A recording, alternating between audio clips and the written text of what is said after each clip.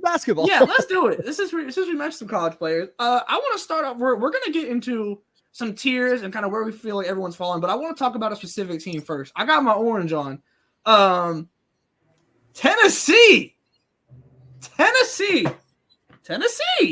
Okay. Look, they're now officially ranked number 19. They are still undefeated. They go and beat Iowa on a neutral court, who was also undefeated, a team that I feel like we have been higher on than most, like kind of in the build-up to this season and whatnot. Talia Cooper is hooping.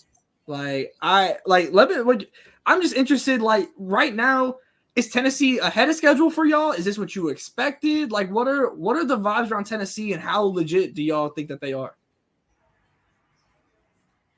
You first, Greer. Well, I think legit. I think you have to say legit, right? They didn't just go get anybody out of the transfer portal. They got like known quantities in the Southeastern Conference for the most part, right? Either like highly coveted like recruits, or people who had like proved things in college basketball already. So whether that be somebody like a Samara Spencer or even like a Ruby Whitehorn, right? I think who transferred from Clemson but was like Clemson star. Right. Yeah. Like, so we know like we know they got something cooking down there in Knoxville, just like with the young players that they're appealing to right now. But even getting to see like this come together, like Kim's probably been in Knoxville, like 6 months now? Man, if even. Yeah. Like, so to see it come together like this, especially after like everything that program went through last year, like to kind of like completely turn a new leaf, and it just completely different vibe. Like it doesn't feel like that same weight of like the team that they had last year, but they're also unlocking like pieces that they did have last year, like a Tess Darby, right? Who showed up big for them in the game against Iowa. Like, I think it's a great thing. And obviously women's college basketball is much better when Tennessee is doing their thing and is involved in the conversation. So while, I think they play Connecticut sometime in February. I could be wrong. Like, while I never want that game to be close, it is good for the greater good that they're back to like held being at a certain standard.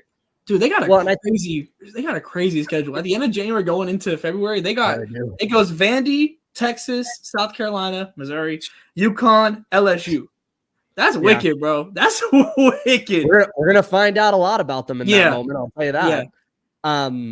I do think that there's a couple components here, right? The proclivity for threes, which we knew was inherent with Kim Caldwell's system, is clearly succeeding. It's very much showing that you don't need a specialized type of player to make this work. It helps when you have really good players that are making this work. But additionally, they play pretty good defense. Like, they move the ball well. It isn't Rockets ball. You know what I mean? It's not just like hold the ball for 5 seconds, ISO, chuck three, run back down the floor. By the end of the game, there's 47 threes that have been shot as a team. And no, they try and move it around, move off ball. They try to catch you and tire you out.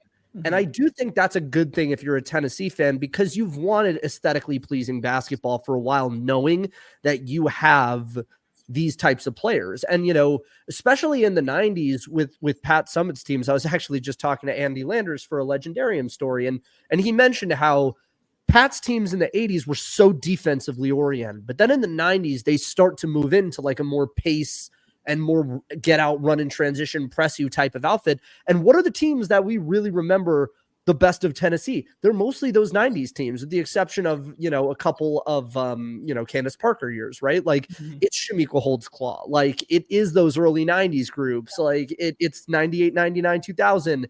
And so I do feel like she's bringing elements of that back. And I think that puts you at a Sweet 16 ceiling. I don't know if that makes you an Elite 8 type of team.